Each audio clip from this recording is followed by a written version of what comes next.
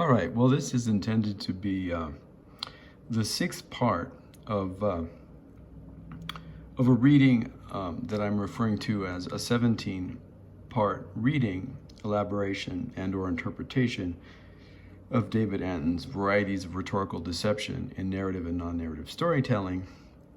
And as audience members to this interpretation, will recall that, in fact, David Antin's Varieties of Rhetorical Deception in Narrative and Non-Narrative Storytelling is in fact composed of 16 parts, but the additional 17th is a reference to my reading of the introduction provided by Michael Mersel to this talk piece called Varieties of Rhetorical Deception in Narrative and Non-Narrative Storytelling, and as a note, of fact rather than a note of interpretation. Those 16 parts or components, or the organization of this talk into 16 parts, in no way, shape, or form refers to 16 varieties of rhetorical deception. The varieties of rhetorical deception may either exceed the number 17, or they may, in fact, be less than that number. And I haven't counted them to begin with, so if I were to count them now, I wouldn't be performing a recounting of them, but an initial counting of them. I imagine that if I were to count the varieties of rhetorical deception actually employed by David Antin in this piece, Varieties of Rhetorical Deception in Narrative and Non-Narrative Storytelling, that number would exceed the number 16, or the number, and perhaps the number 17 as well. But as I said, I haven't counted. Perhaps we'll perform that counting at some point later. In any case, this is intended to be the sixth part of the discussion of David Antin's piece, and hence a discussion of the fifth part of his talk piece, Varieties of Rhetorical Deception in Narrative and Non-Narrative Storytelling. And I had intended to wait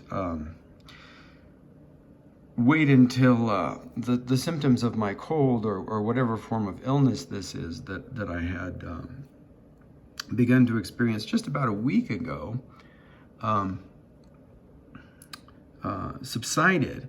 And yet, it's fairly persistent. I don't know if you can determine that in the tone and timbre of my voice today, but I still have this cold. And the fact that I never get sick, and the fact that this cold is so persistent tempts me to wonder if in fact I'm not experiencing the symptoms of COVID, and in the however manner that I might experience those symptoms. And here on the Navajo Nation, and in Fort Defiance, and I think I've made this point before, generalizing the terminus of an epidemic, or the outbreaks, in terms of a national policy, as our president Joe Biden has done, in various ways, suggesting that restrictions now can be lifted, or that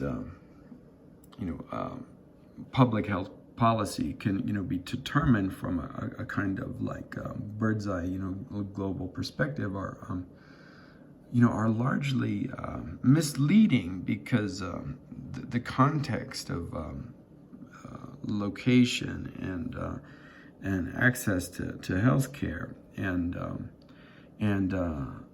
even ethnic and social organizational insularities affect immunity and systems of outbreak are variable, right? In other words, among Native American people, there may be less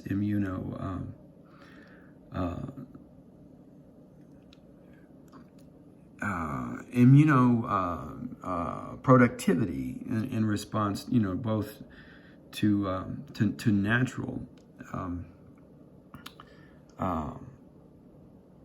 resiliences and resistances, and to whatever kinds of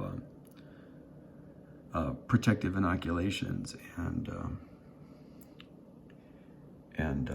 medical interventions are developed. In other words, that individual and social and community immune responses vary, and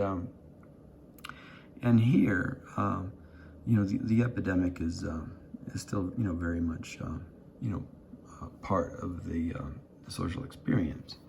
In any case, I've been wondering about that, and I've been somewhat concerned because today is October 31st, and that's Halloween, and I certain whatever illness this is, whether it's a cold or COVID, I didn't want to pass it along to the little children trick-or-treating, but fortunately here in Fort Defiance, I won't have to be too concerned about that, because all of the trick-or-treaters this year are being redirected to the super spreader event that will be going on at the local high school, in which it's estimated that or at least the superintendent of the schools here informs me that there will be something like 3,000 children attending this Halloween event, and because of that, everyone's being redirected there rather than individual trick-or-treating house by house, and so I won't have to be concerned about whatever consequences that may have resulted from so the fortunate fact of this large-scale event relieves me of whatever anxieties and concerns may have resulted from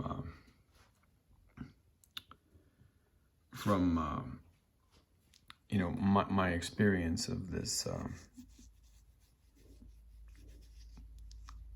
persistent illness,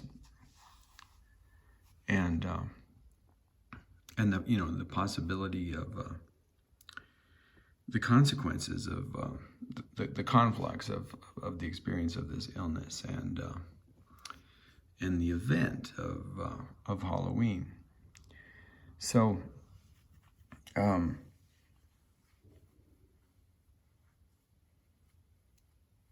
not knowing exactly what and it occurs to me that there are actually a lot of consequences involved in the length of this particular cold-like experience.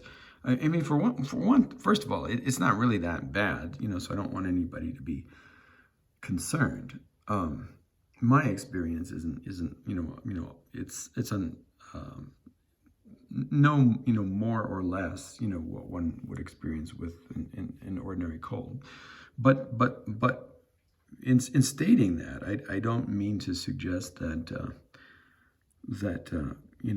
if it is COVID, that COVID is nothing to be concerned about.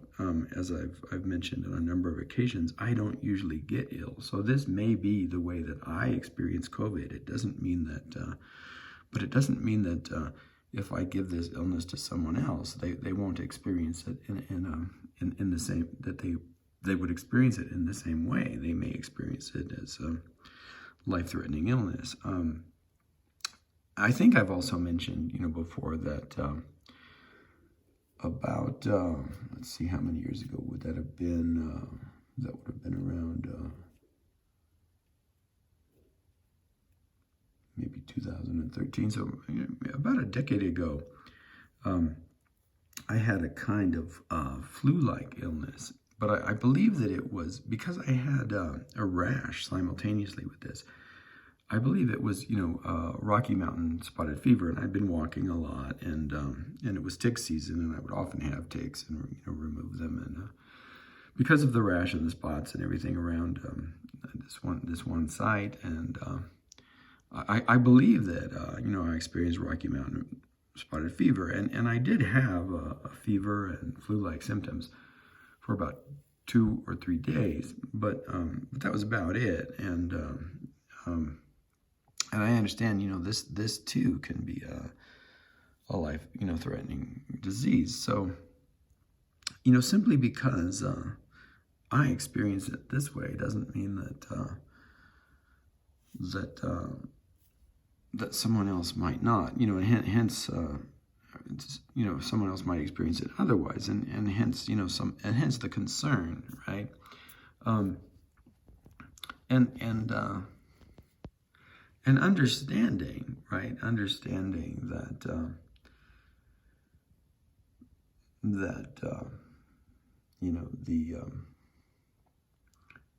the receipt, of viruses are a kind of message, right? A message system, sent from one entity to another, and in receiving, the message, the entity, the individual, body that receives the message, interprets it in ways that are unique to the context of that entity as body, just like systems of semiotic communications are that necessarily entail interpretations, vary from the context of both, right? Both social and community systems in which they're embedded in individuals.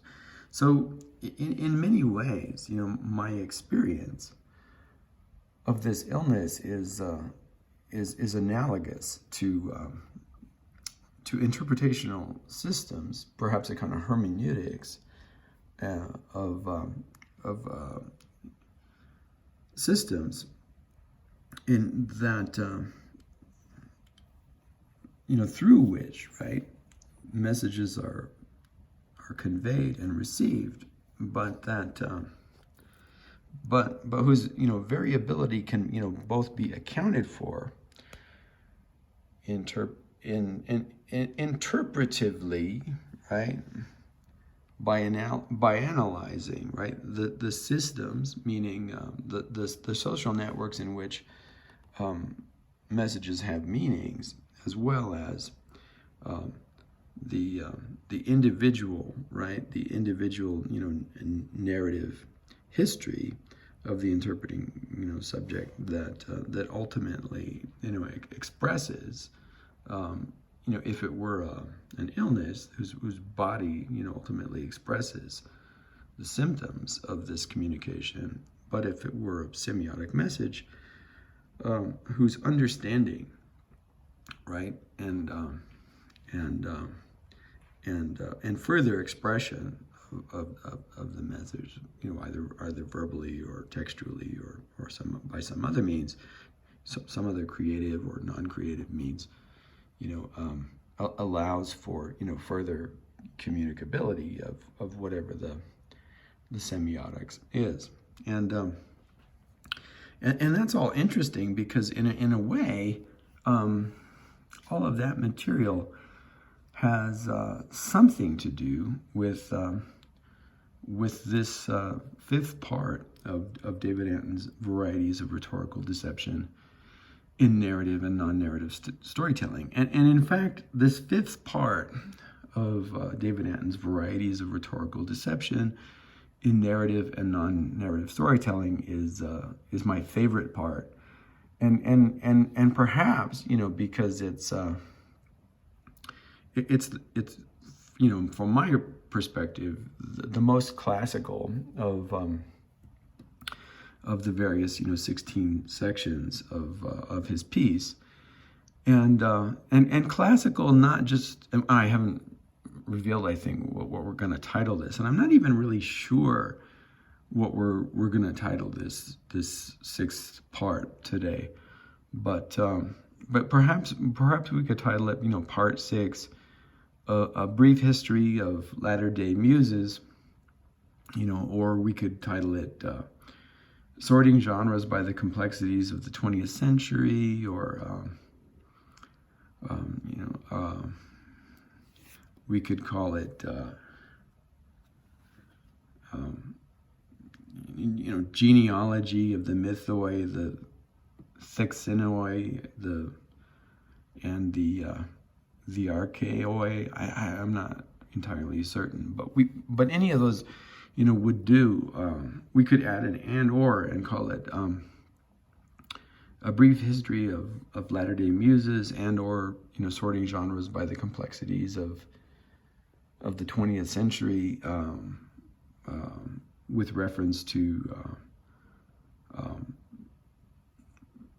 a re-examination of the poet's relationship to the history of familial disputes among the muses. And I was going to complete a sentence that I either cut myself off from or digressed from, but that sentence was embarking on an explanation of why, you know, I think this part of David Antin's discussion is the most classical, and I had begun the sentence with something like, it's not just because of all of the classical references to the Muses in an attempt to recount, right, the family histories of the Muses, and how the lineage of the Muses, you know, become, you know, disputes among those who received those Muses in the 20th century. For example, you know, like that, you know, David Antin clearly, like, establishes a kind of lineage, right, that traces his poetics, you know, back to the muse Meletoi, right, thought and meditation, the muse of and we won't worry too much about, you know, which muse was original. Was the original muse, or the original set of muses out of which, you know, these genealogies and lineages develop? But in passing, you know, one of the older, right, we could say, and is it Pausanias or Pausius or who is it that talks about that divides the muses, sorts, right, these original muses into these three figures.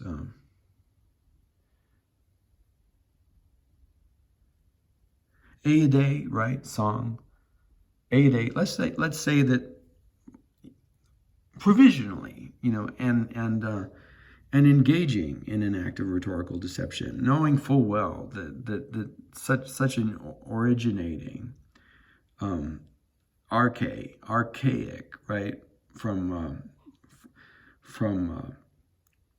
the muse arche, origin, element, or being, that even to say that there were these original, you know, muses is already to speak from a position of from one of them, right? So but let's allow it. Let's allow it. I was going to say let's not allow it, but let's allow it. Like under the aegis of the muse arche, origin, element, being, the muse of the muse of those first few lines of the Torah, right? That are oddly, translated, or I believe, in the beginning, but that I recall back to from the vast emptiness, from the vast emptiness, the name brought, existence into being, or something, and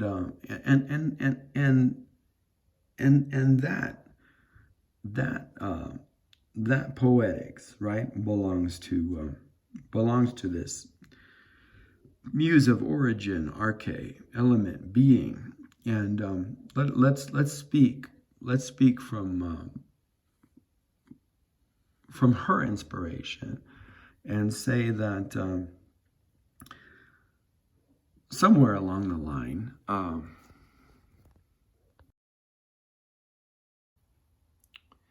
let's say that somewhere along the line, and let's not even say it that way.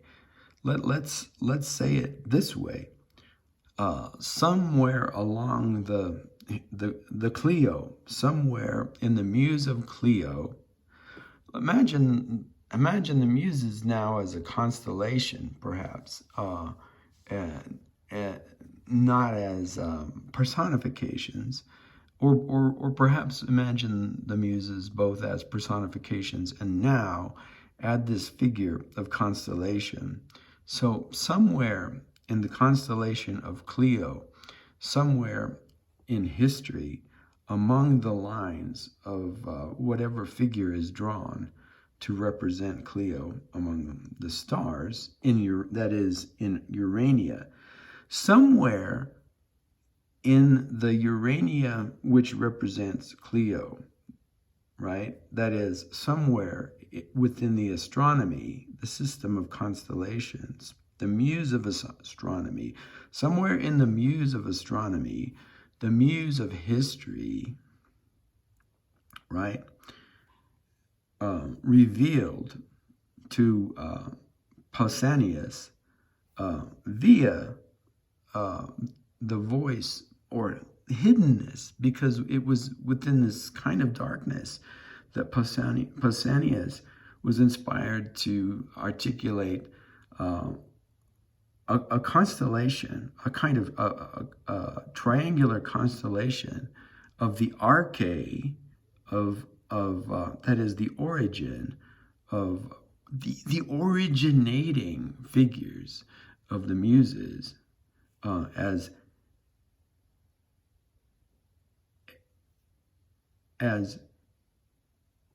Aeoidae, that is song,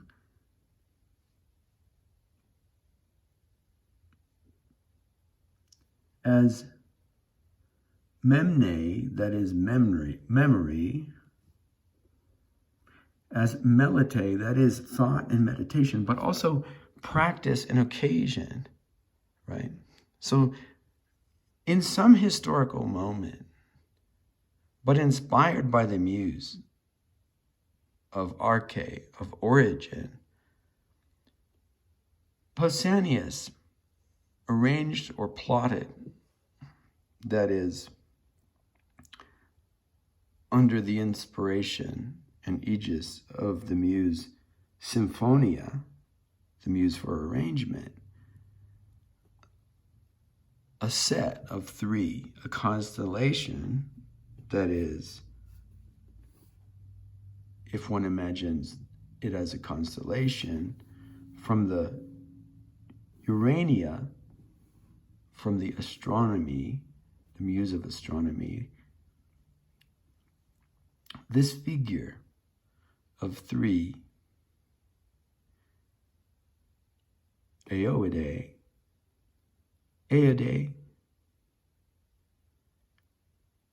Meletoi, memne, song, thought and meditation, and memory. Song, thought and meditation, song, perhaps practice, right? Thinking, and memory.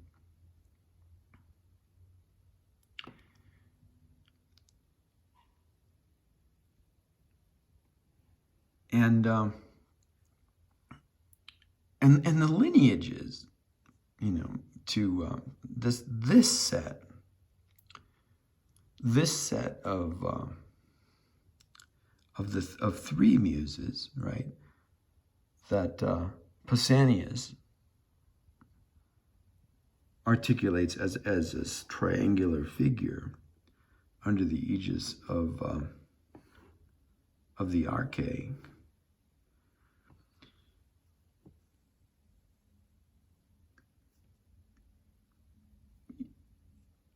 David talks about as being, perhaps, the origin of his dispute with, other 20th century poets, such as Gary Snyder, who in one, particular conference, when David was, articulating his distinction between story and narrative, and talking about, poetry as representation, Gary Snyder objected to by saying that, you're overlooking one of the originating, again evoking the muse of arche, originating definitions of poetry, that is,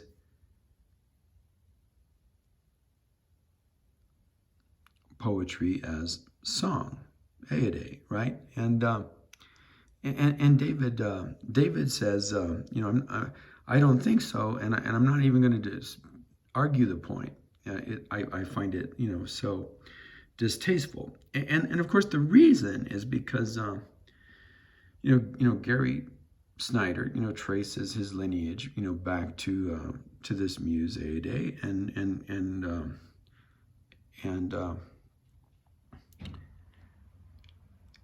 there was a moment in the history, right, of this complex genealogy of muses and family disputes, in which Meletoi, thought and meditation practice and occasion,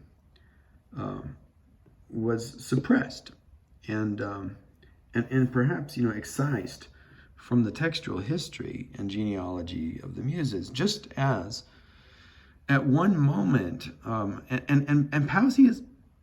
Pausanias is really interesting in this point, because the Muses that he claims as origin, song, thought and meditation, memory, song, practice and occasion, and memory, omit the organizing principle under which that inception of these primary muses is made, which is arche, right?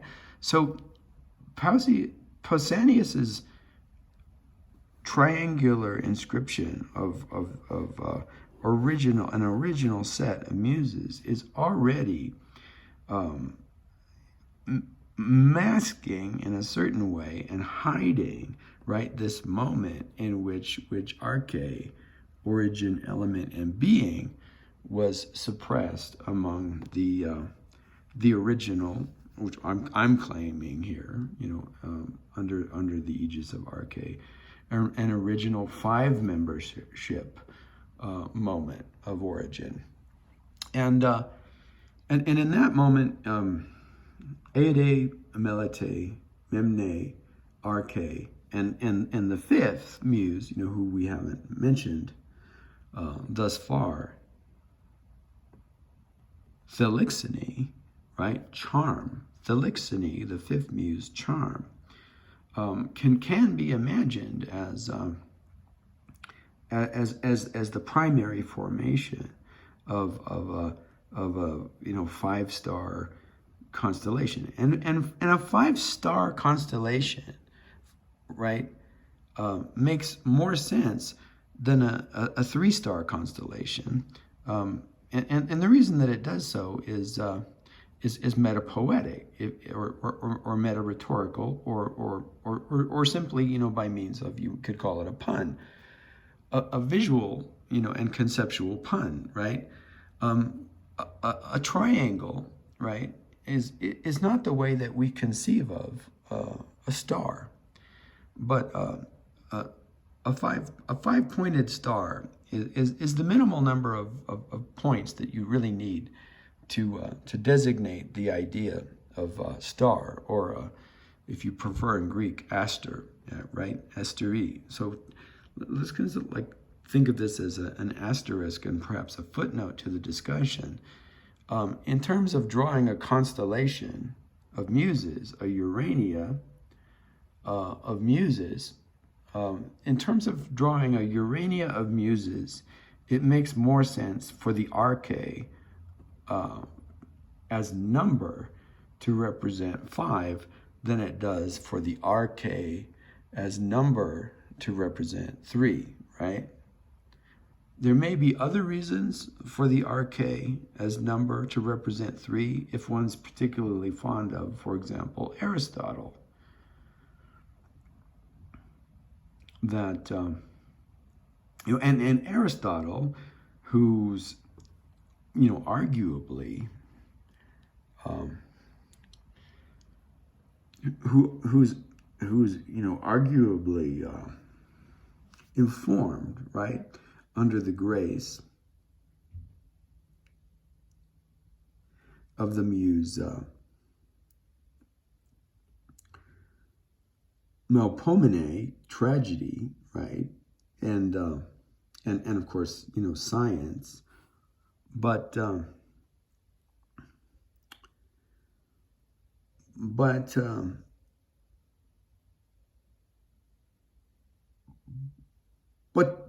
by the point that he is informed and inspired by the muse of tragedy and science, well, this is where it gets a bit complicated, right? Because by the time that Aristotle is inspired dually by the muse Melpomene and science episteme, then by the time that he receives those two inspirations, Melpomene, who is the child of Calliope and Symphonia arrangement, right? So one needs to understand first that Melpomene has long been accepted.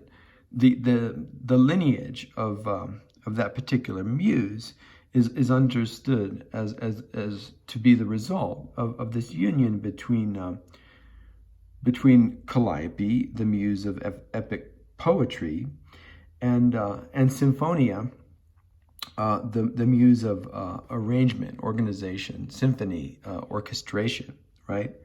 Although now, in the 20th century, that genealogy and that parentage is disputed.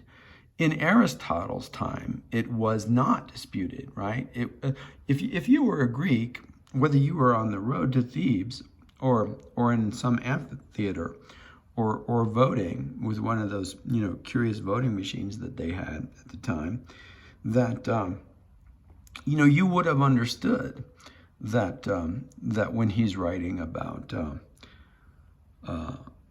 that when Aristotle is writing, under the aegis of the muse of tragedy, Melpomene, and science, episteme, that he's understanding Melpomene, the muse of tragedy, to be the child of Calliope and Symphonia, and hence the terms under which he articulates this aspect of the poetics the Poetics, which is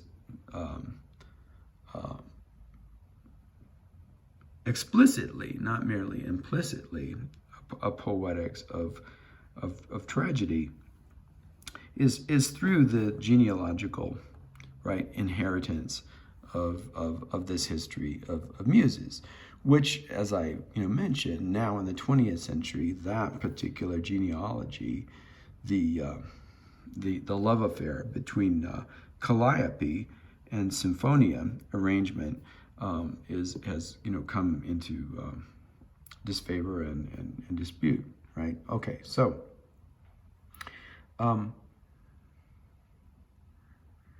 but what I was getting at was,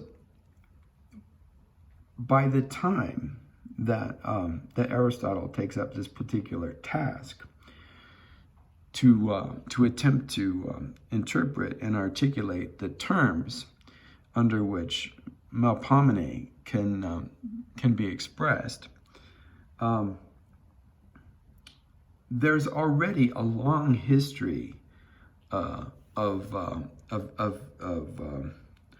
discord or of argumentation between the families of Calliope, who belongs to the Mythoi, and the Thelxinoi, right? So we should perhaps talk about that. The division, the dispute between the family of the Mythoi and the family of the Thelxinoi, and this is this dispute and the history, of this disagreement and argument is what David addresses here. So what's interesting about this talk is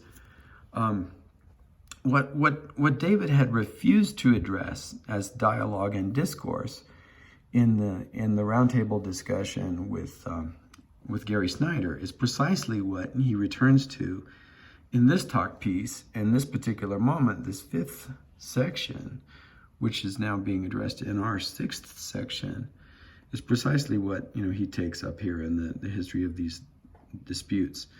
So the first point that he makes is that by the time we get to Pausanias, and Pausanias, under the aegis of the Arche, articulates this tripart system of muses: Aeide, song; Meletoi, thought, practice, meditation, occasion; and Memne, memory. Already there has been some sort of communicative dispute, and the lineages under which Arche fall and Thelxinoi fall have already been suppressed, right, or hidden, or divided out, and perhaps David suggests is that the original number of muses, and he does evoke this idea of constellation. If we imagine the muses as a constellation, we require five muses to represent in any reasonable way, for a Greek, anything short of a 5-figured representation of a star would be kind of ludicrous, right? And certainly uninspired, right? Because the word for star in a certain way, Astor, presupposes a relationship to this figure that we have for representing it, and that requires five points, and so he proposes that the original configuration of muses, is represented by this group: song, right? Aeide, thought, meditation, practice, occasion, which he traces, his lineage to, right? Meletoi, Memne, which also belongs to his lineage. Arche, which he isn't particularly interested in, but he does acknowledge that RK, the Muse RK, inspired some of his initial work, particularly that initial, found work. That work that say you're talking about. It's less obvious with a text than it is with something like Marcel Duchamp's bicycle wheel, but found material, conceptual in the sense of found or ready-made, requires this idea of origin and element. You could say materiality and being. What makes this art? Well, what makes it art is its symbolic value, but what I found was a bicycle wheel. So it's a relationship between the materiality and the origin and the moment and the event structure that belongs to RK, and then the inscription that's placed upon that. Excuse me. And that relationship, although it's changed and challenged dramatically with whatever extraneous muse one attaches to it, it does begin with this idea of being and materiality and elemental, right, nature. So and as I said, it's more obvious with something found like a bicycle wheel or a urinal than it is with say the ready-made code of flag behavior, or a ready-made list of delusions of melancholic patients who are largely committed to asylums because of the patriarchal mechanisms of oppression and suppression available in a particular moment of history, but nevertheless these textual representations, right, as they travel to us in time, resonate and echo with and vibrate, right, with the ontos, the being, that belong to this Muse RK, right? Okay, so he does mention that, but interestingly, sort of disavows his current connection with the Muse RK, while simultaneously granting that influence was certainly there in that moment, in which he was more interested in these found, strictly found materials and their deployment as a kind of poetics. And then, okay, so the fifth figure in this initial constellation or star or asteroid of Muses is, of course, Thelixene, that is charm. And once again, David, in passing, acknowledges a partial lineage to Thelixene via those elements in narrative, right, that require a certain kind of relationship to this communicative domain that we describe as the audience, right? So if one presents this material, but presents it in such a way that it's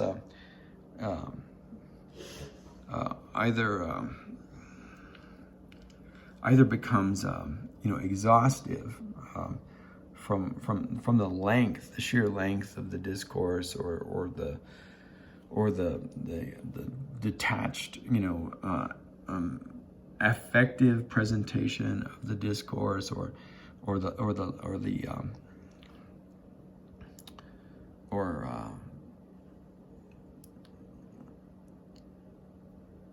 depth, right, of the episteme, the depth of the science that could be off-putting, then one loses that audience, and in order to keep the audience, and David admits that he's he's very much concerned, with being a poet who has an audience, and in that respect, aspects of this lineage of Delixiony, the charmer, the charming, return to his poetics, and in fact, really, one could say the only muse among the original 5 muses, Aeode, Meletoi, Memne, Arche, and Delixiony, the only one of the original 5 that he disputes and denies entirely is Aeode, that is song, and what David has against this particular muse is it is perhaps an example of a variety of rhetorical deception in narrative and non-narrative storytelling. That is, his denial of song is rhetorically deceptive in the sense that he doesn't really believe that Aeode was not one of the original 5 muses. I don't believe that he does, because that would create a square, right? And even David's subtle sense of irony wouldn't allow him a square or quadrangular or parallelogram type figure to represent a star, a constellation of muses. It's just bad form. It's a vulgar figure, right? And the figure doesn't fit Aristotle, right? And doesn't fit the reading of that part of the lineage to the episteme that would connect him with Aristotle, and it doesn't connect him with the lineage of the etymology, that the etymological relationship of the aster, to the star, and it seems to me that it's a form of deception, sort of like, playing ignorant. But the reason that it's there, and the reason that it won't be discussed in the symposium with Gary Snyder is because what the denial of song represents in David Antin is an argument with the way that song took over and suppressed these other lineages of the muses and other histories, and just like, right, the original 3 members of the 5-member constellation, not the original 3, but perhaps the original moment of suppression, the original moment of denial that we see in Pausanias, right? Like throughout Arche and Delixiony, there came a time which, particularly under the genre name and term of lyric, right, that Aeode, song, suppressed all of the other muses from this domain.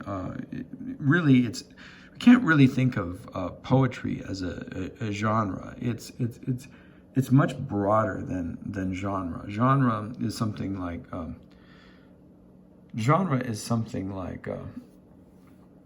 a particular kind of novel, or even if one wanted to say novel is a genre, which makes probably too sweeping a claim on the term genre, but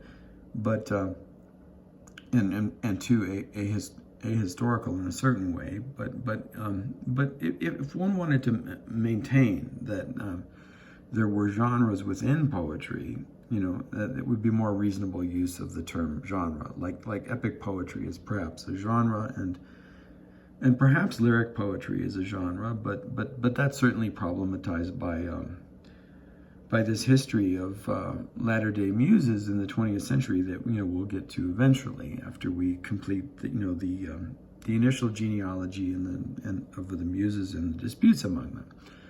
All right. So at some point,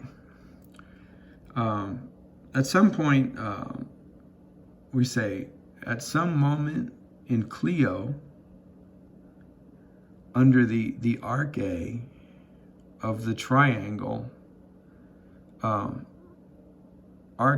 and Thelixene themselves were excluded from the constellation of the Muses, which should have initially been 5: song, thought and meditation, memory, origin, element, being, and charm. Right? Or I'll give them single designations to make it more clear: song, thought, memory, being, and charm. At some point, being and charm were excluded, suppressed, even though the very act of excluding them, right, required the functionality of an operation under a muse in arche. All right.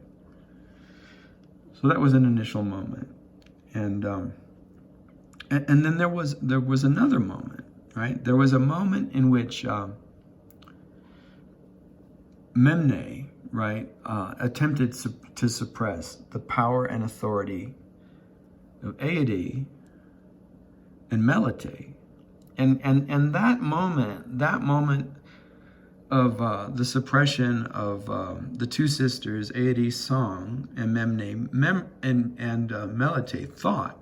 The suppression of both song and thought by memory, right, is familiar to us from this expression.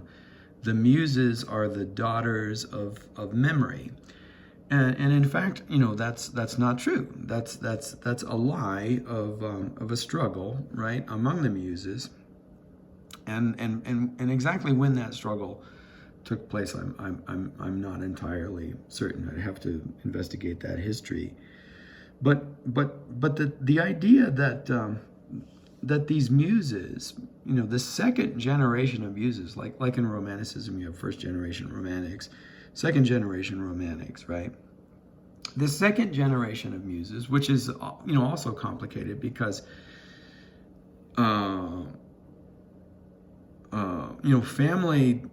family histories within these quote unquote generations are messy, and often some of these second generation muses have at least partial parentages that go back prior to even the first generation of muses, right? So, for example, Calliope is the daughter of Memne and Kronos. That is, Calliope, epic poetry, is the daughter of memory and time, right? And that history, because of all of these arguments amongst the muses, has been lost to us now.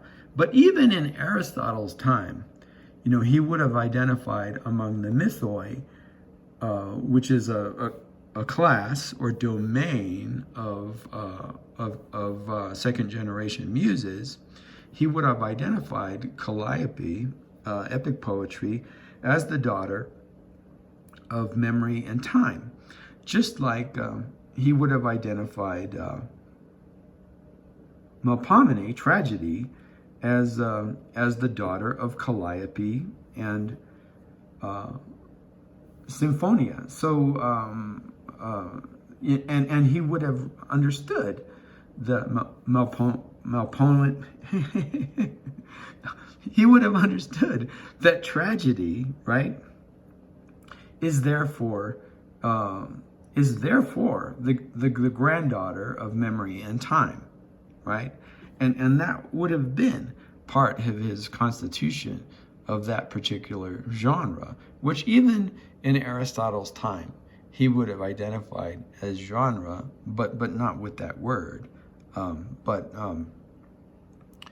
And let's not go too far there, because really what we're in the middle of is articulating this configuration, we could say second generation configuration of Muses, and the history of why there were confusions in their genealogies and family lines, and how those confusions were the result of disputes and bids for power among these various generations of Muses, that and these bids for power are ancient, right, and are archaic under the sign of the arche. All right. Okay. So the original 5: song, thought, memory, being, and charm, right, divided, at least by Pausanias's time, into the lost, represented by the lost or hidden or suppressed Muses, the two that were removed from the idea of the constellation, arche, being, and thelixene, charm, and just taken out of the constellation, and then what remained was song, thought, memory. Then there was a moment in which memory, Memne, made a bid for power, as a kind of singularity, right? So this is probably where the relationship between this word universe and what we have in verse and poetry, originates, and again, oddly, originates under the muse, Urania, who belongs to the family of Arche, but was suppressed, and so made under the aegis of the muse Urania, belonging to the family of Arche, right, as an establishment of a relationship to the figure, right, of universe, and the relationship of universe to anti-universe, chaos, perhaps cosmos versus chaos, that is established by this figure of Memne, or memory. And the reason that this bid for power was and this usurpation of power was so successful was because memory could control what everybody remembered, and clearly, right, and so memory had this power of erasing those truths that memory didn't want, right? Memory didn't want to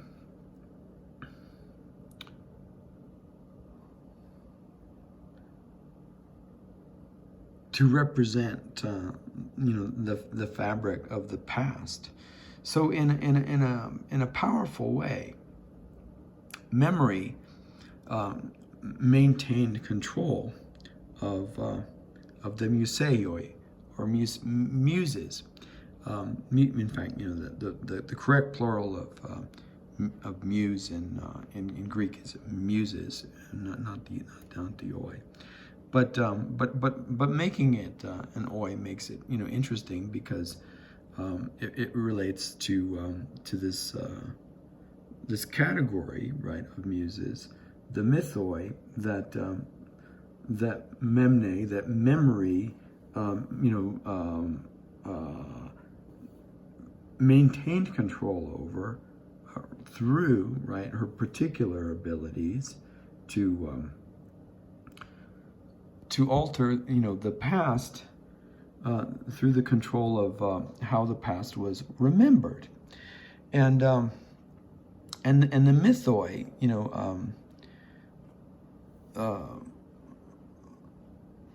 the true mythoi,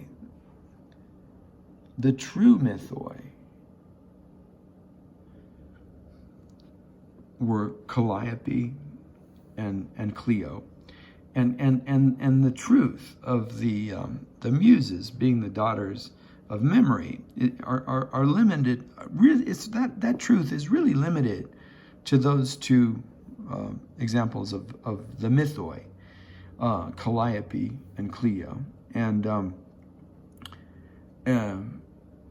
generally it's accepted and believed that Calliope, that is epic poetry, the muse of epic poetry, was the daughter of Memne and Chronos, that is of memory and time. And Clio, that is the muse of history, was the daughter of Memne and Chronos as well, right? So Calliope and Clio are sisters, and not just sisters, but sisters of the same father as well, Chronos. And here's an example of that second generation of muses, whose parentage goes back to symbolic and symbolic and significative generative figuration that actually precedes the generation of the first generation of muses to begin with. That is, they both have time as one of their constituent elements. Now, if in fact the parentage, right, of Calliope and Clio is identical, then the question remains, and this is a question that David addresses here. The question remains: well, what really separates Calliope and Clio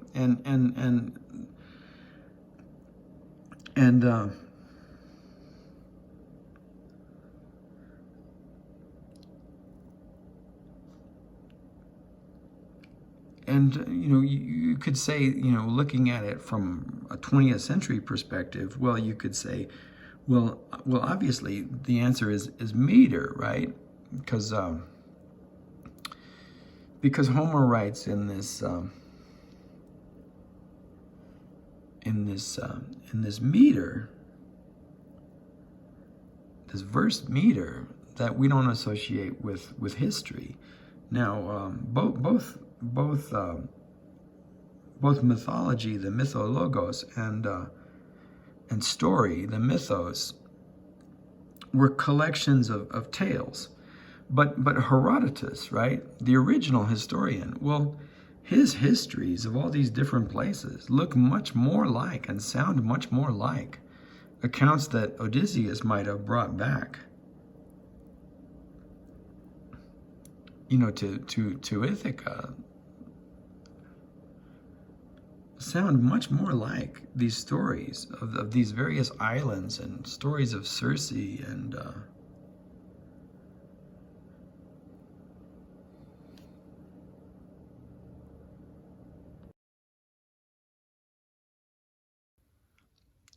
these various stories of Circe and Calliope and the land of the lotus eaters and Polyphemus. Herodotus' stories, he doesn't really bother, right, like shuffling through this idea of what sounds plausible. And the stories he collects are the stories people tell, right? The mythoi that he collects are the stories that people tell from these various like islands, right, or and other places that he travels to, somewhat in the manner of Marco Polo, or the way that Marco Polo tells stories to Kublai Khan in Italo Calvino's, and what do we want to call it? Is it prose? Is it a series of prose poems? What muse does it fall under? Because it's narrative, but whatever genre this is of Italo Calvino, and it's confused because it is in a way a metapoetic history of the Muses. But whatever genre this is, Italo Calvino's invisible cities, right? So Odysseus traveling, through these domains, and there's no post Odysseus project that recounts the retelling of the stories by Odysseus himself in these. One can imagine that Odysseus, he arrives back home in Ithaca, he spends the rest of his days throwing these huge banquets and telling, narrating the adventures of his tales. It's possible, right, that he's a kind of like inverted form of that individual, who interrupts the wedding guest in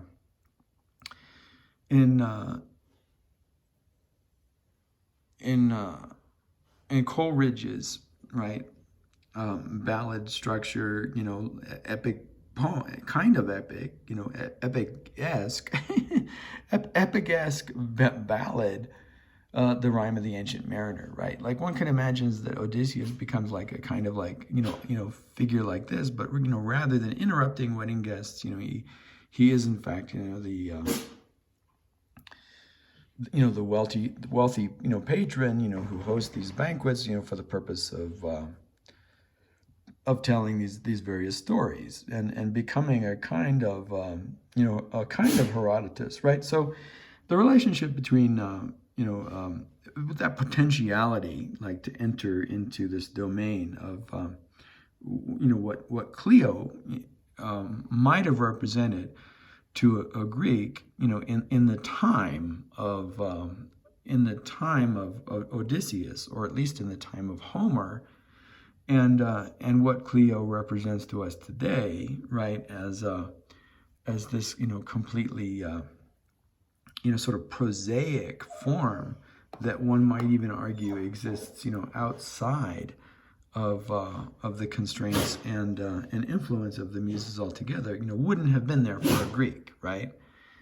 So the distinction between epic poetry as this metric telling and history as this prosaic telling wouldn't have been there, for a Greek.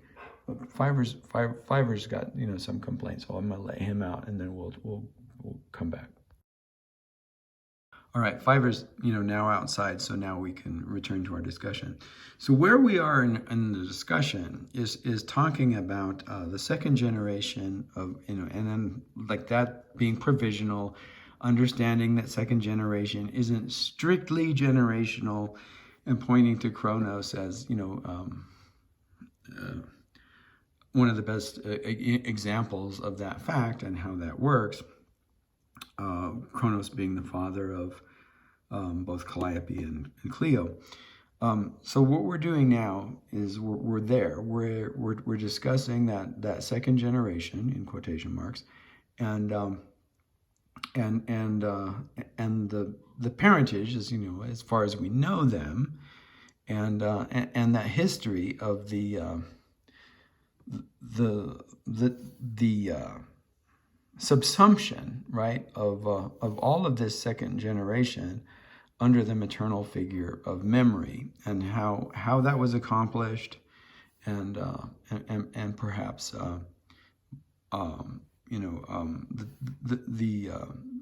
the duration of that particular organization of power, or that rule, right, of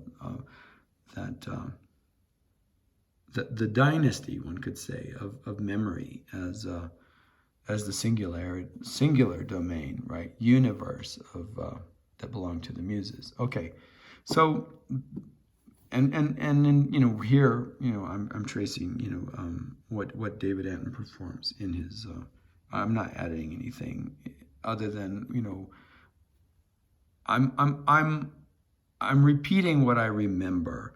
So I'm repeating under the aegis and inspiration of Memne, you know, the muse of memory, what I remember of this fifth section of David Antin's talk, right? All right, so it is the fifth section, isn't it?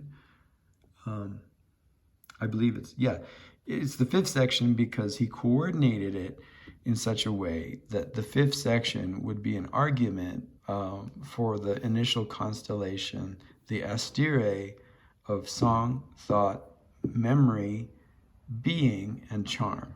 Yes.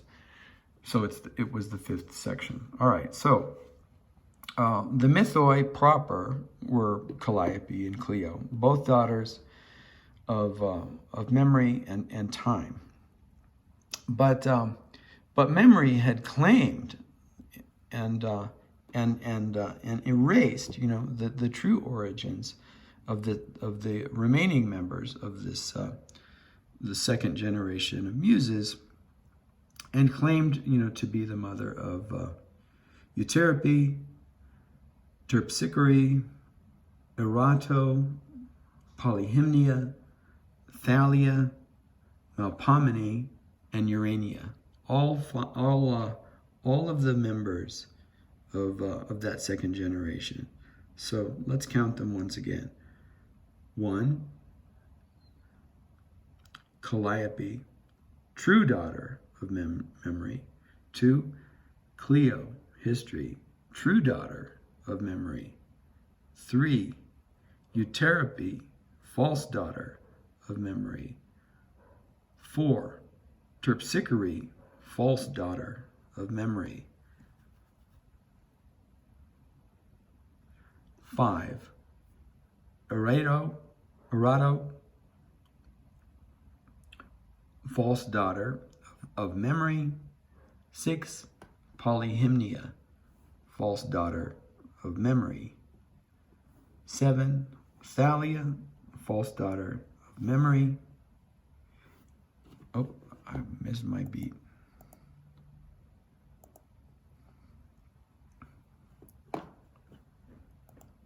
Missed my beat there.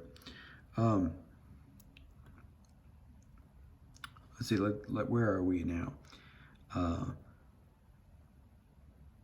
Calliope, Clio, Euterpe, that's 3, Terpsichore, that's 4, Erato, that's 5, Polyhymnia, that's 6, Thalia, comedy, that's 7, Melpomene, tragedy, that's 8, and Urania, astronomy, that's 9. Okay, so Urania, astronomy, 9, false daughter. Melpomene, 8, tragedy, also false daughter. Thalia, 7, comedy, also false daughter. Polyhymnia, 6, hymns and sacred poetry, also false daughter. Erato, love poetry, is that 5? Also false daughter. Terpsichore, dance, 4, I guess, also false daughter. And Euterpe, flutes, music, and assorted, you know, music and orchestral elements. 3, also false daughter. So, you know, memory had claimed, right, you know, paternal heritage as mother to all of these figures. But in fact, as David Antin, you know, recounts, the truth of the matter is that Calliope, epic poetry, was the daughter of memory and time, Memne and Chronos. Clio, history, was the daughter of Memne and Chronos as well, that is, memory and time. Euterpe, music, and you know, flutes and and strictly speaking, the lyre, as merely played and not performed as a accompaniment for poetry, which actually didn't happen, but never mind all of that. But in that sense, strictly speaking, Euterpe, become the muse of that as well, was the daughter of Thelsixene and Aode, and that gets a little conceptually difficult to understand. I mean, okay, so Euterpe, in fact, has two mothers, doesn't have a father, and let's not get too gender binary in worrying about that fact. But in fact, two of the original muses are the mothers of Euterpe, right? Music, in that sense of being the muse of music, right? So Thelsixene, charm, and Aode, song, are the twin mothers of Euterpe. All right. Okay. Terpsichore, dance, was parented by. Oh, and I should say, so this second set of muses, within the second generation of muses, we can, just as we referred to Calliope and Clio as the mythoi, we can refer to this set of muses as the Thelixenoi. All right, and the Thelixenoi include Euterpe, the daughters of Thelixene and Aode, and Terpsichore, dance, the daughter of Thelixene and Ilinx. And Ilinx, meaning whirlpool or dizziness, was the parent of both a number of extraordinary physical and geological phenomenon, as well as having various relationships to types of movement, that in this case belong to this domain of aesthetics and the muses, but that also came back in the 20th century and conjoined with technologies of movement, including technologies of movement related to simple motion machines like the bicycle, Marcel Duchamp's Motions of the Bicycle, but also complex motion machines and motion representation machines like cinema. So Ilinx has another longer and more complicated history in relationship to human and mechanical technologies of motion than is often remembered, again, because of problems that arise with Mnemone, that is the muse memories, power takeover and alteration of historical truth in this particular moment, and then the reassignment of these figures. But that's complicated. But for the time being, let's just keep in mind that among the Thelixenoi, Euterpe belongs to this category, the daughter of Thelixene and Aode, the daughter of charm and song. Terpsichore, dance, the daughter of charm and whirlpool or dizziness. Erato, the daughter of Thelixene and Eros. Well, obviously, I mean, as her name suggests, right? Polyhymnia, the muse of hymns and sacred poetry, the daughter of Thelixene and Eleusia, as in the Eleusinian mysteries, this idea of the sacred and the secret, the relationship between, one could say, mystery and the sacred, the great mystery, as in Wakantanka, whose name embodies both this sense of the ultimate sacred and the ultimate mystery. So polyhymnia, once again, among the Thelixenoi, the daughter of charm, and Eleusia, the mystery. And okay, so that's the mythoi, the true mythoi, the Thelixenoi, and then this true history and true genealogy of the second generation of Muses is actually fairly simple, but I'm continually being interrupted by the dogs and being thrown off by that, and perhaps, you know, it's another one of the symptoms of my illness, that this, you know, disorganization of some of my thought, you know, interfering with the coherent sorting of this second generation, which, as I said, is in fact, you know, fairly simple. So the mythoi we've constituted as Calliope and Clio. The Thelixenoi we've constituted as Euterpe, Terpsichore, Erato, and Polyhymnia. And then the fourth, the third collection of muses, you know, which belong to the Meletoi, right? That is thought, those second generation muses, which are the daughters of thought,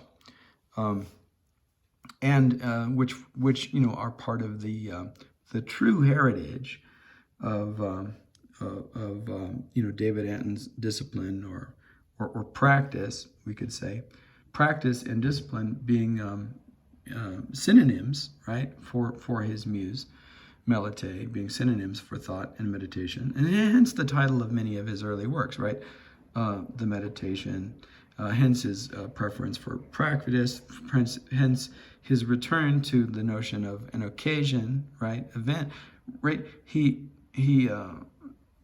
Where Alan Capra would have constituted and recognized the authorizing figure of event, David, you know, continually, you know, refers back to this notion of occasion, and that, of course, you know, situates him firmly within under the arm of this particular muse, Meletoi. So the Meletoi proper, as constituents of the second generation of muses, we can begin with Melpomene, tragedy, right?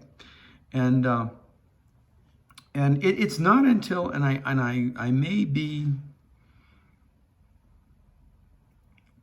well, before I go there, Melpomene, tragedy, who is the daughter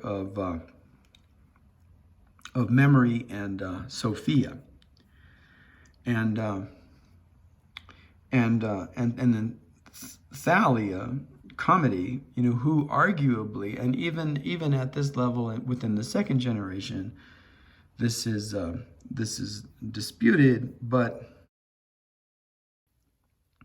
okay. So Thalia is constituted as a member of the Meletoi, belonging to this second generation of muses. Thalia is the child of Meletoi, thought, and a satyr whose name has been lost to the history and genealogy of the muses, but just some you know, satyr, as Pan, you know, the god Pan is represented as a satyr, and as a kind of satyr, right? Like the ultimate, you know, satyr. That beautiful chapter of The Wind in the Willows, right? The piper at the gates of dawn, and you know, and in that respect, you know, Pan as nature, comedy, you know, and its, you know, satirical origins, you know, belong to that kind of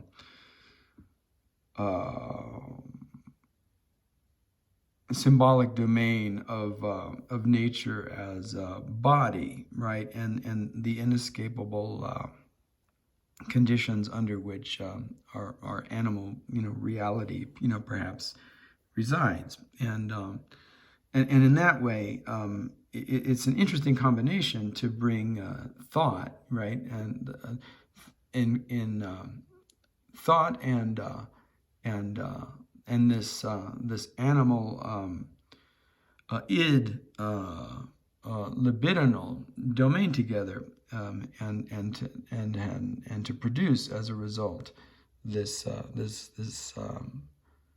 muse, who resides over both comedy and pastoral poetry. But in a sense, it makes sense that the comedy and the pastoral, are linked by this idea of this figure, this Pan-like figure of nature and animality. Anyway, so that's Thalia, as Thalia is represented within this configuration. Right now, I should say something about Aristotle and what I had begun to narrate and document before, which again belongs to David Antin's discussion. I'm not supplementing anything here. What I may be doing incorrectly is organizing this history. I'm sure that it's much clearer in what David does than what I'm doing here, but I've excused myself because of this cold, and also because of all the distractions that I'm experiencing in my environment, my immediate environment here.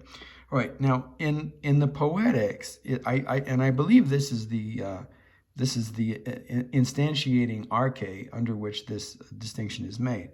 But in the Poetics, Aristotle, in fact, argues that Melpomene is not a muse who belongs to the second generation of muses under the Meletoi,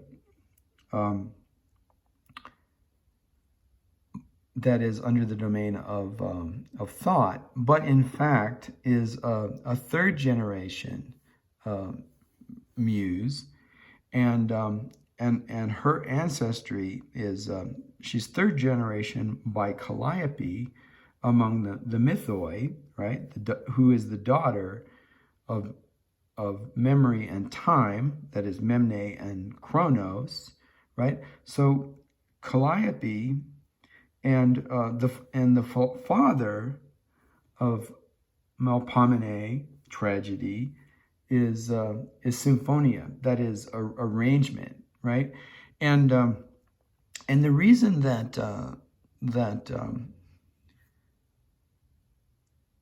Aristotle, reassigns the parentage of Melpomene and moves it from Sophia and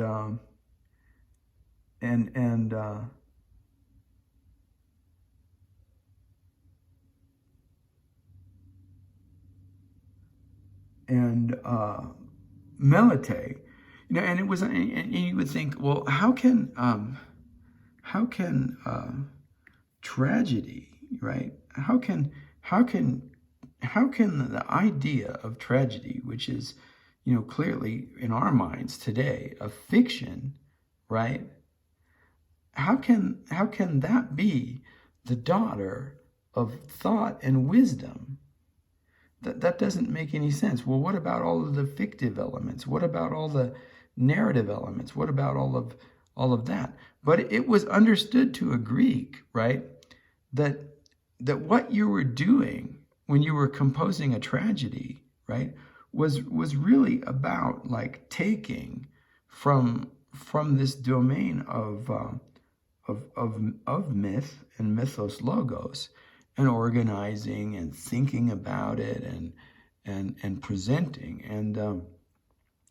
and what's lost to us is the radical distinction between creating a novel or something new, and organizing a story according to a certain logic and wisdom of arrangement from materials that were already available, right, in the mythos logos, and whatever, whatever disputes that we have with this idea of tragedy being the daughter of thought and wisdom, may not have been so obvious to a Greek, right? And that distinction between being the daughter of thought and wisdom and being the daughter of thought and a satyr, goes a long way in distinguishing, how a Greek would have thought about the differences between tragedy and comedy.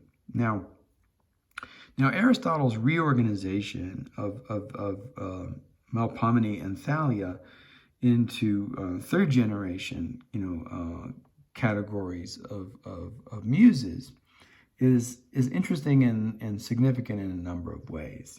Right. First of all, it draws tragedy, closer to what he understands himself to be doing, and therefore allows him to engage tragedy, Melpomene, in a kind of exploration as metapoetics. That is, because, right, they share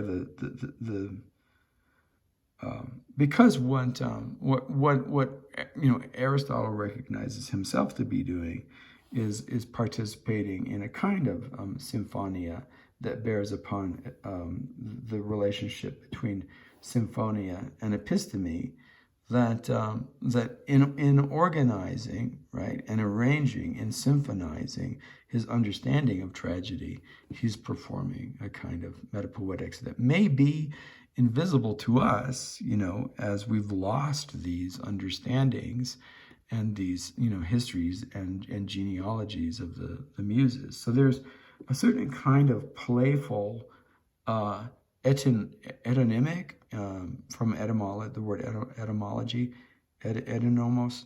There's a certain kind of etonymic playfulness that Aristotle is self-consciously aware of, that he's engaging in, but that we may no longer recognize at the surface level of the kind of like, narratological boxes within boxes that Aristotle suddenly formulates. And the fact that what originally was probably a magnificent, series of lectures on on tragedy in the Poetics, it was, documented by students who probably didn't get, all of what Aristotle was doing, and probably weren't aware of the lineages of these muses in the detailed way in which he was, really sort of contaminates the rhetoric and poetics of the text that we have today.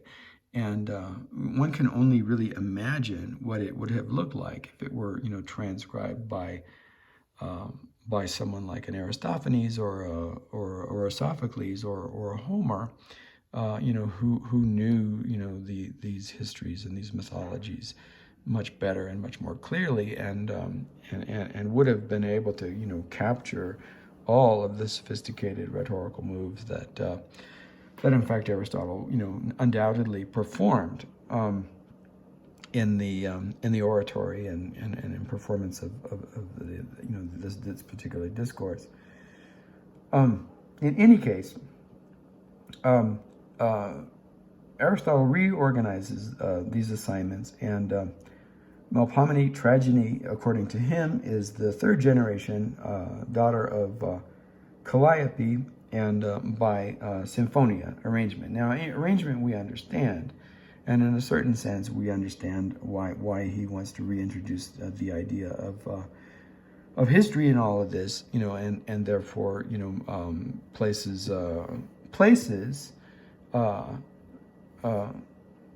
tragedy within, right, within the Meletoi, not the Meletoi, but as third generation, right? Third generation daughter of Calliope. And one can understand why he chooses Calliope rather than Clio, although one could make an argument, that for a Greek, again, the distinction between history and epic poetry, wasn't as significant as it appears to us today. Now, he also, it is said, and we this again is lost to history, and the reason that it's lost to history is because the poetics, as it is embodied in comedy, in Thalia, the book of Thalia, is lost, as everyone knows. But as everyone knows, of course, it was actually written. What everyone believes is that it was written down again in much the same manner as his book on tragedy, the Poetics, was written. And but this particular student, who took notes, from Aristotle's discussions and discourses, wasn't as careful and conscientious as the other, and somehow this notebook of these lecture notes, right, on Aristotle's performance were lost. Perhaps someone's dog ate it, or who knows really, or it was sold, for food, in a time of economic crisis, or perhaps got to the wrong Roman library and it was burnt, or along with so much of the other Greek works that the Romans were responsible for, if they couldn't make a buck off of destroying. So for whatever reason, we've lost this volume, and but we believe, that just like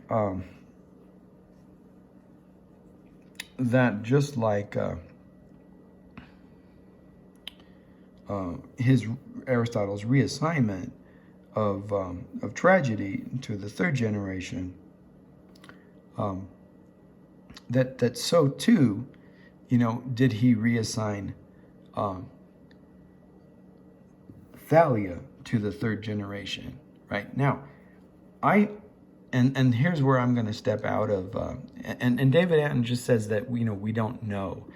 We don't know what Aristotle assigned,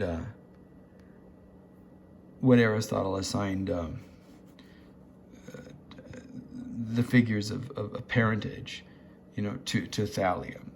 Who was Thalia's father, and who was Thalia's mother? We don't know. We just know that we can assume from evidence within the meta narrative and imaginal narrative threads that we can read between the lines that he would have assigned Thalia to the third generation of Muses as well. Now, I agree that he does assign Thalia to the third generation of Muses, but I'm going to step outside of reiterating David's discourse in this one moment, at least this one moment so far, and speculate as to who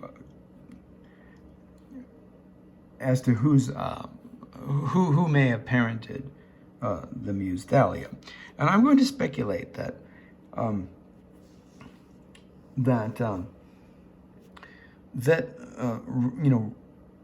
Aristotle, because he chose Calliope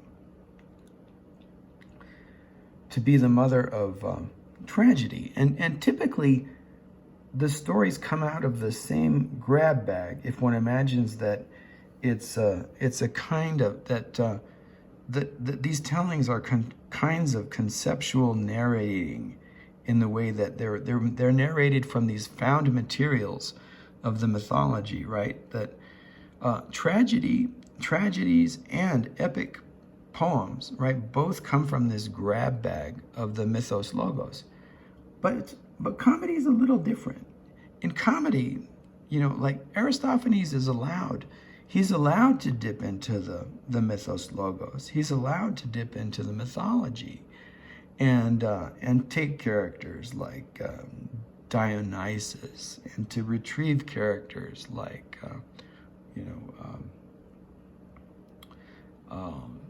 Pan or Hercules, if you wanted to. But he's also, he's also allowed to dip into into Clio's bag, and to take characters like Socrates, or Alcibiades, or whomever he might choose from this other clearly, like from our perspective, less fictive domain, right? So I'd like to suggest that Aristotle, in this lost work, the comedy, which is volume 2 of the Poetics, assigned Thalia, comedy and pastoral poetry, the parentage of Clio, that second generation muse, right, of history, and perhaps, again, in the same way that a satyr, an unknown or unnamed satyr, was assigned to Thalia as belonging to the Meletoi, maybe he chose satyr once again as the father of this figure Thalia. That seems likely to me, that as a third generation construct of the Muses, that Thalia is the daughter of Clio and some unnamed or nameless, anonymous perhaps satyr. All right, and finally the final and fourth category of this second generation of Muses is the archoi, and the archoi. Well, I mean, it's really not an archoi. There's just one. Urania is the only. Excuse me, cold's coming back. Urania is the only constituent. Urania, the muse of astronomy, is the only constituent member of the archoi. So it really can't be, seem to be like a group or constitute any more than a single example. But Urania is the daughter of Arche, and then in this constitution of Urania belonging to the second generation of Muses, right? Second generation of Muses, which include the Mythoi, Calliope and Clio, the Thelxikonoi, Euterpe, Terpsichore, Erato, and Polyhymnia, the Meletoi, Thalia, and I always have trouble saying tragedy, Melpomene, and then this fourth category of second generation muse, singularly constituted by Urania, the muse of astronomy. There's a dispute about her parentage as well, but some say that her mother was Arche and her father was Chaos, and some say that her mother was Arche and her father was Uranus. And again, both of those figures, Chaos and Uranus, hearkening back to even more ancient ancestry than belonged to the initial, initial as 5, the initial generation of Muses as constituted by the 5, by Aeode, song,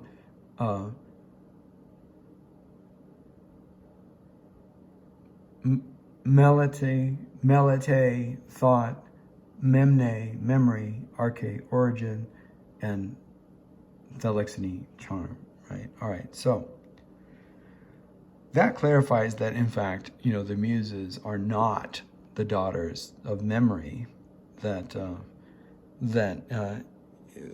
the only two Muses that we can authentically, document as the daughters of memory are in fact Calliope and Clio. And if that's the case, then Thalia and Melpomene are the granddaughters of memory, and in a certain sense, if we take it metaphorically, we could call Thalia and Melpomene the daughters of memory as well, but that really is only via the Aristotelian line, right? If we take Aristotle, the line in which Aristotle divides the Meletoi into the third generation mythoi, right? Then we could say that in a metaphorical way, being a granddaughter is being a daughter, and therefore the only Muses who are not the daughters of memory in that designation would be the Selexinoi, Euterpe, Terpsichore, Erato, Polyhymnia, and astronomy, Urania, would still have to be argued that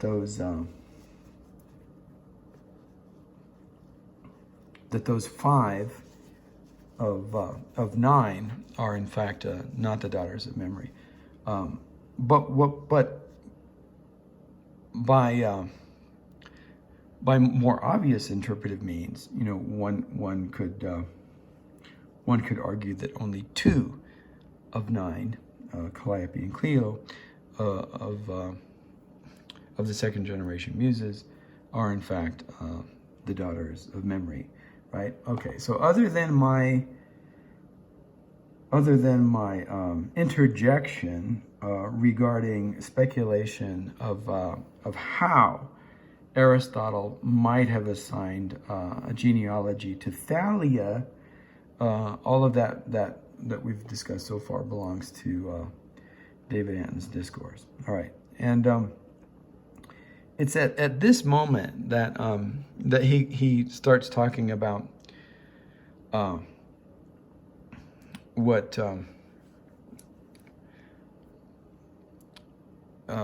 he makes a claim that just as we've lost Aristotle's comedy, we've lost the history of the third generation of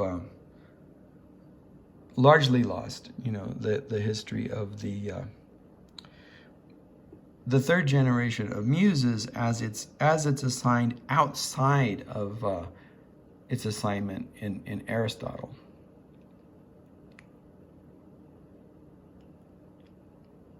And that's not available to us. Aristotle's reassignment of Thalia and Melpomene into a third generation is available, specifically and explicitly in his assignment of Melpomene into a third generation via Calliope and Symphonia. Implicitly, in what we know, he probably produced as the assignment of the parentage of Thalia as likewise belonging to a third generation of Muses. And what I've added and interjected in the discourse is a suggestion that perhaps Thalia was parented by Clio, and either that same satyr or a different satyr that is recognized as her father, as is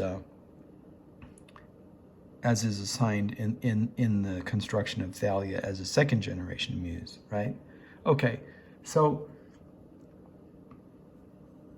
he argues that, outside of Aristotle's construction of this third generation, we know very little about the third generation of Muses in terms of the way that it was it was organized according to different discourses from different poets belonging to different camps, right, or different lineages of these muses. So outside of episteme and Sophia, we really don't know. And here he's raising up his hands. So we really don't know that much about this, this third generation from any perspective other than Aristotle's. Let's go back and so sure I'll do that again. We really don't know. Let's see if I can find where we are.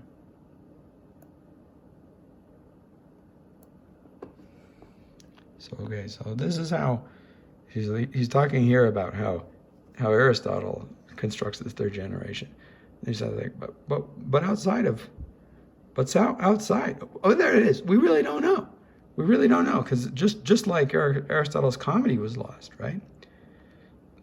Yeah, we really don't know what the other spokesperson from these other domains of these muses, said about this third generation music. So that's lost, right? And then he brings his hands together. He's like, this is the closure of what we can say about that discourse. And it's like, oh well, okay. So, but what we do know is that this idea. So what we do know that somewhere, further along Clio, further in that linear representation that sometimes we imagine that Clio represents, and that linearity that sometimes we imagine, human history and narrative belonging to, that belongs to Clio, right? Clio, the muse of history. Somewhere along that line, that something happened, and a fourth generation of muse emerged, and we know that among that fourth generation of muse, there was a figure called Pezographia.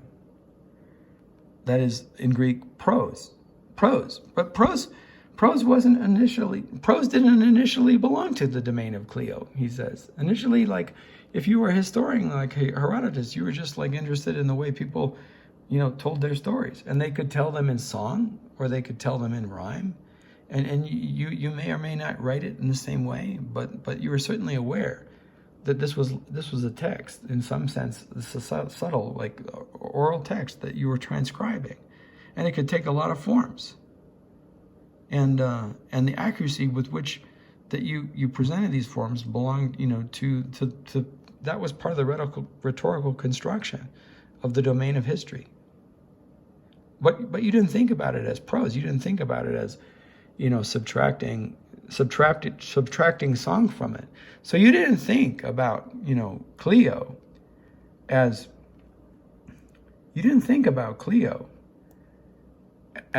Memne minus Aeide, right? You didn't think of Clio as memory minus song. You thought of Clio as memory plus time. Now, thinking of Clio history of memory plus time is really, quite a bit different than thinking, and here he's shrugging his shoulders. Yeah, it's different. It's really quite different. Yeah, shrug him again. Than thinking about history as memory minus song, right? And so somewhere in Clio, there emerged this idea, a pezographia, that is prose, that was different from what Clio represented in the very beginning. And Clio, you remember, was a second generation muse. Pezographia emerges as a third prose, emerges as a fourth generation of muse, not even third generation, but fourth generation of muse. And this is this is kind of counterintuitive as well, because we don't, and again, this gets lost, right? We don't know who because we don't know who the third generation of Muses was. We don't know the names of the third generation of Muses because they were lost. Just like Aristotle's comedy was lost in here. He's getting a little, because the story gets confusing, so he has to wipe his eyes. Let's go back, because it's getting, it already, the narrative gets confusing because we already have to include this idea of ellipsis within the narrative, and the fact that there's this whole generation and we don't know their names. Who are the third generation of Muses? We don't know.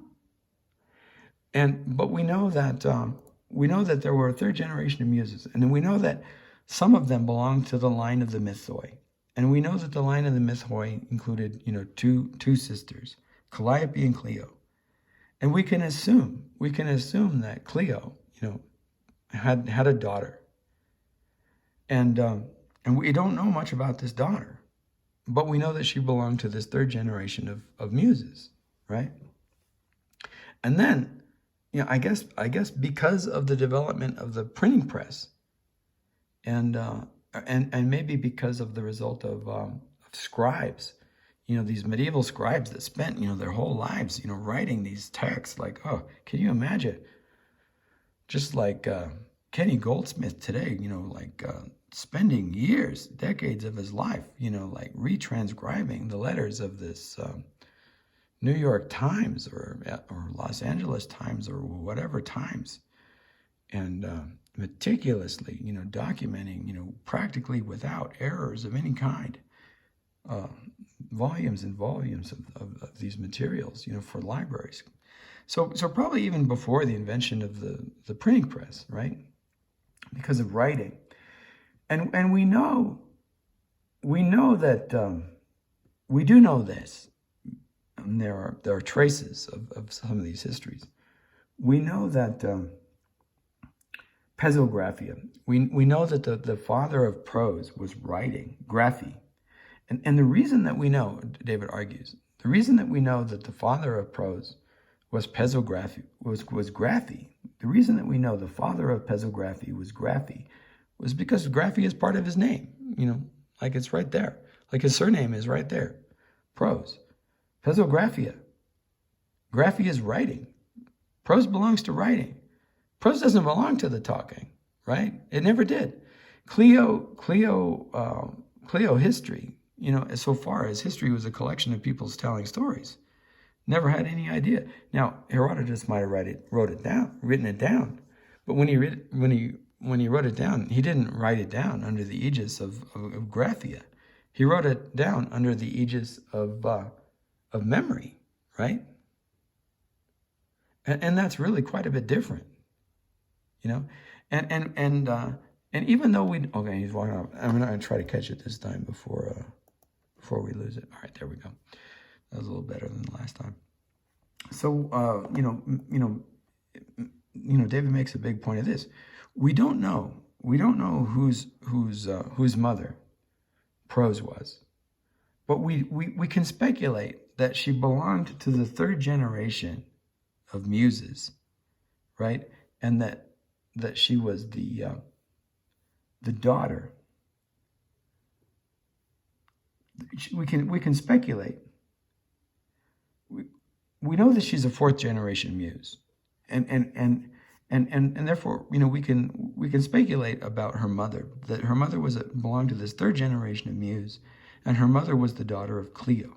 We can speculate this, he says, and there's good, and so we can speculate that she belongs to the line of the Meletoi, and that she's one of the daughters of memory, right?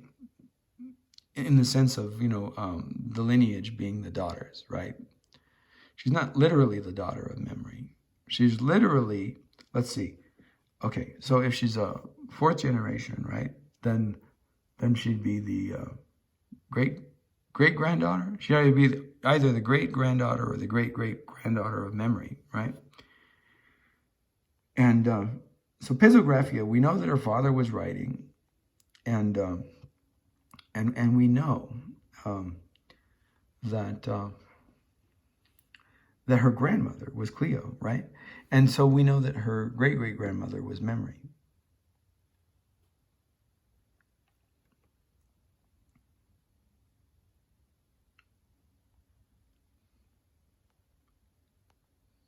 and that's all we can really say.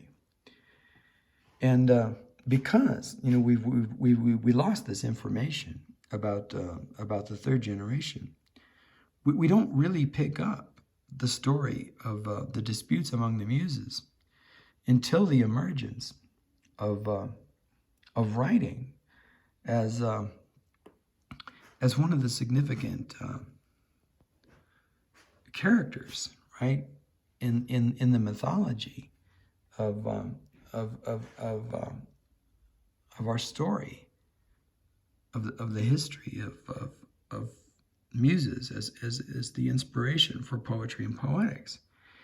And so this figure of writing, becomes important in reestablishing our connection with the lengthy disputes and histories that belong, to our understanding of these different domains of inspiration and genres and whatnot, and how we understand what a lyric poem is, how we understand what poetry is, and where narrative belongs in all of this and where it doesn't, and where prose is. But if one imagines, somehow, weirdly, right, that prose, that narrative only belongs to a domain of prose, because prose arose, in this moment of the inception of the mechanicization of writing, or in this the medieval period in which these monks madly just inscribed these stories. One is missing a lot of the history, so that separating poetry from prose is really not really understanding history, right? And the way that you go to a bookstore, right, and a bookstore might be, well, here's poetry over here, and then here's fiction, and then poetry, and then over here is history, right? Well, the way that a bookstore gets organized, and how well a bookstore is organized, is basically a demonstration of how well or how poorly, the particular bookseller understands this complicated history of muses and domains, right? Of domains of inspiration, and how they're affected by the material technology as it emerges in relationship to transcription and writing and recording, because recording is another act of record keeping, right, in the same way that writing is, in a certain sense. And if one really understands, like, the convergence, right, of these disputes among the Muses as discourse, and the development of technology, and particularly as it's influenced by the arrival of this figure Graphia, the writing, and how Graphia influences these disputes among the various traverses of time, like how Graphia influenced Homer. And whether all of those, so-called lost comedies or tragedies were ever written down to begin with, or if they only got written down because somebody won a prize in a comedy or tragedy contest, becomes part of the material history of this discourse among the Muses, right? So an interesting place, like, to look at, like, the misrepresentation of the history of the Muses is to go to a bookstore and look at how poorly organized it is, or how conceptually poorly organized it is in terms of its understanding of what story is versus what poetry is.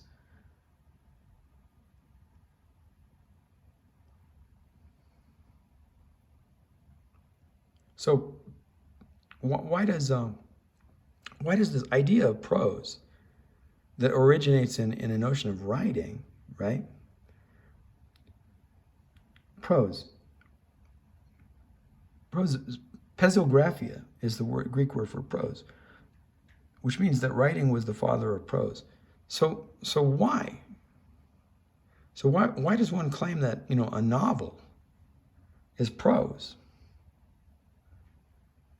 but a book of poetry, which, you know, presumably something like Robert Frost, you know, got written down before it got spoken, you know, or Richard Wilbur, or Auden, or even, you know, a calligram. Well, you have to write it down. You have to draw it. So in what way is it not a text? So in what, if it's a text, why doesn't it just as well belong to the domain of prose as this thing that we imagine like is artless somehow, right? Or artless, you know, beneath the narratological level. But even you know, any good prose, right? Any good novel is artful, you know, both at the sentence and phrasal level, as well as the paragraph and narratological level. So in what reasonable way is a Henry James novel prose, other than the fact that it's written down before it gets spoken? And if that's the case, in what reasonable manner is it any different from a Robert Frost poem? And why would you then, you know, sort a Robert Frost poem from a Henry James novel via this descriptor prose? It makes absolutely no sense. All it does is it demonstrates an utter and complete lack of understanding and comprehension and the whole story and narrative of the generations of the Muses, right? And that's amusing from a certain point of view, but what's even more amusing is that all of that misinformation and lack of historical understanding, right, gets reassigned into camps of poetry that imagine that such features as this binary distinction between collage and narrative could in any reasonable and intelligent way distinguish, right, domains of representation. When in fact, and then he returns to the generation of the Muses, right? So we have to reconstitute the fourth generation of Muses, you know, from a lot of what's missing, because we lost the third generation. And then there's a certain sense in which you know, the same applies to what he argues is that we you know, since the outset of the 20th century, you know, have entered into you know, what could reasonably be called you know, a contestation of power and discursive authority on the part of fifth generation of Muses. And then this is where he comes back to this idea of you know, he switches, you know, from talking about prose, he returns to the idea of collage.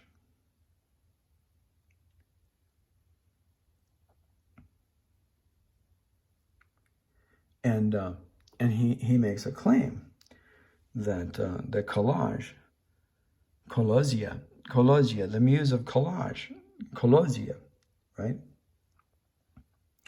The muse of collage, you know, seems to, you know, gain a kind of official status, probably in August of 1912.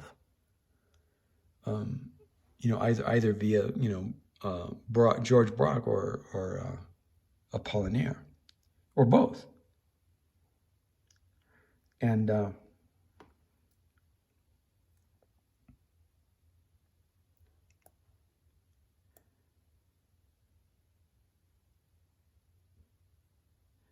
collage,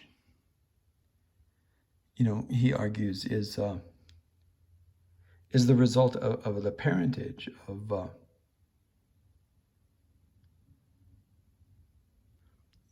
of Eris, strife, and Symphonia, who had, you know, become one of these fourth generation, you know, Muses, officially recognized as a muse in this fourth generation of Muses. Symphonia arrangement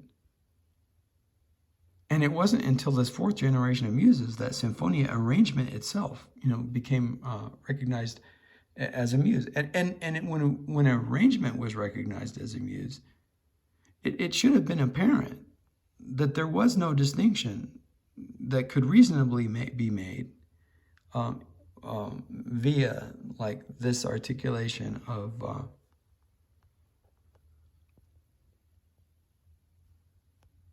understanding, an artless prose versus an artful poetics, right? Because both forms of art were equally dependent upon this idea of arrangement, symphonia, and in symphonia, thinking about collage and its relationship to symphonia, you can see the way that even a work like the Odyssey had a lot of collage going on, and so he's returning to this part of the discussion that he engaged earlier.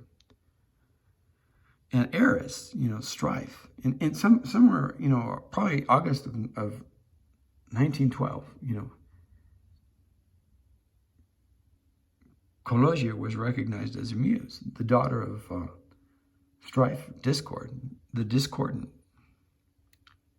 and symphonia, which seems like a paradoxical or oxymoronic parentage, but we already saw that relationships like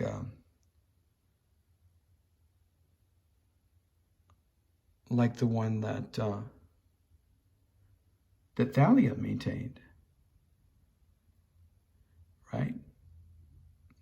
Between the thought and the satyr, also embodied these curious oppositions. And they say opposites attract. So maybe some of the most powerful forms emerge from the attraction of these opposites, he argues. Right, and maybe that's in a way what Blake was after in The Marriage of Heaven and Hell. Like some of these muses of radical opposition, like we see in the marriage of thought and this satyr, this animalistic, libidinous satyr that resulted in Thalia in comedy, and the marriage of strife and arrangement that resulted in this curious form collage in 1912 that could take on relationships to these other other modes of musing and being inspired, and could produce narrative, and could produce non-narrative, and could produce meditative discourse, and could be utilized in all of these other domains in different combinations of communications among muses and what would emerge, in musings to come, right?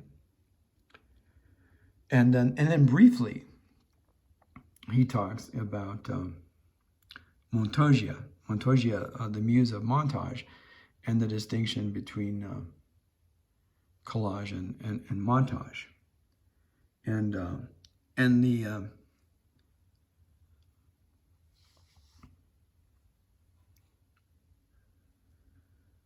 the disputed parentage of montage as well, but David argues that montage, even though it's a later child, that it too belongs to this fifth generation of muses. It's not a sixth generation of muse that results from collage as a sort of child of collage, but rather is but like collage, right? Collage's parents are strife and arrangement. Eris and symphonia. David Antin argues that montage is parented by politica, politics, politicos, and symphonia, arrangement, and that probably occurs around July 19th, or not July 19th necessarily, but probably sometime in July of 1932, and via the artist inspired by the muse Montasia, probably John Hartfield, and inspired by the coming together of the necessity, right, of the political necessity of combating fascism, specifically, the Nazis.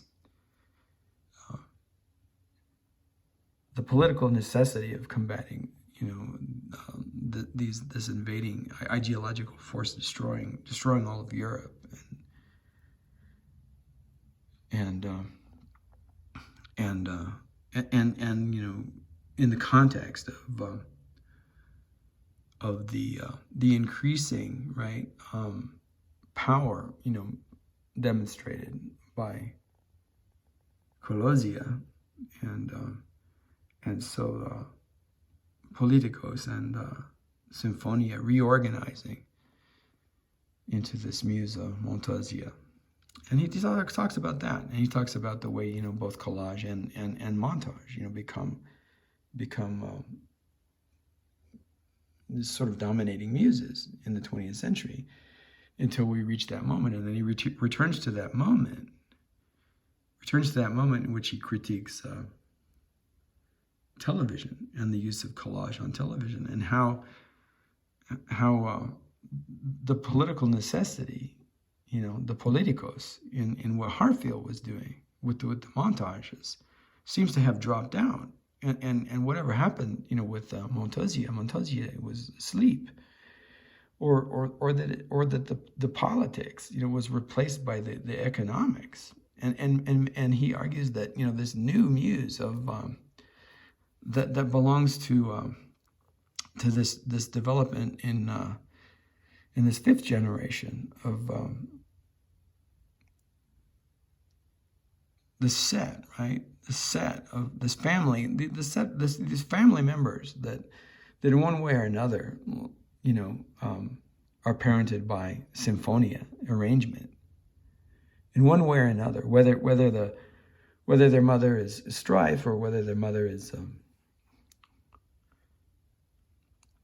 or father, or whoever we assign the gender to the parentage. Maybe we don't even want to do that anymore because it's not necessary anymore by the time we reach this point. But whether one parent was, strife, or one parent was politics, or as it seems to be the case in the way that these commercials, right, embody this element of Colossia, greed, the child of greed, and symphonia, the capitalist child of greed and symphonia, right? That David says that perhaps we want to throw the baby out with the bathwater. Perhaps we want to throw out all the collage. We want to throw out the Colossia, Montagia, and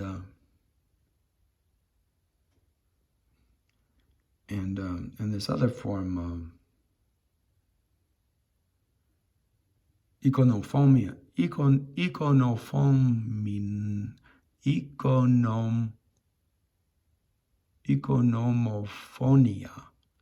Economophonia is the term that he coins for, it's like a neologism that he coins.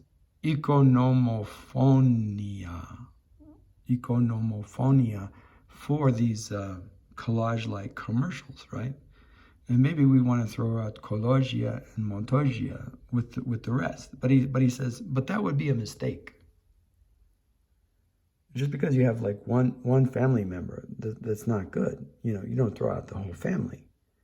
And so then he demonstrates, he'll do this later, but later he'll demonstrate how even economophonia iconophonia can be reused and recollaged, right? Like the bricolage by Colozia and Montosia into a new form of narrative. And, and bringing it back, to earlier generations, bringing it back to that second generation of the Meletoi and other generations of muses, that belong to the history of cinema and ways of telling in the 20th century. So he takes this figure, the iconophonia, that belongs to this family of collage muses, the Colozia and the Montosia and the iconophonia, and he takes examples from these commercial forms, both Hollywood and commercials, actual commercials, and he collages them into this story of his own experience. And he does so, under the aegis of this muse, this one of the original muses, one of the original five. Meletoi, thought, right? Thought, practice, occasion, meditation, and that is the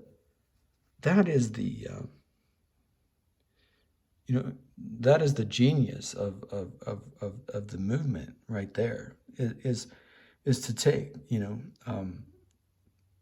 reconstitution of the lost histories and the rereading and the kind of the dialectical movement of the thinking itself, and to set up, what you think is going to be this dead end, and you're going to be forced to go like, well, either what's behind door number 1 or what's behind door number 2 if we can't go through door number 3. And then he takes you precisely through door number 3 and shows you how to get back to door number 2, and via door number 2 how to get back to door number 1, right? And return all the way back to the initial inceptive muse, Meletoi, thought, meditation, practice, occasion. And that definitely takes us beyond our limit. So let's end there. Even though there is in fact a second part to this, but I'll probably redistribute it elsewhere. But this is the first part this is the first part of what he does in the 5th section of this piece.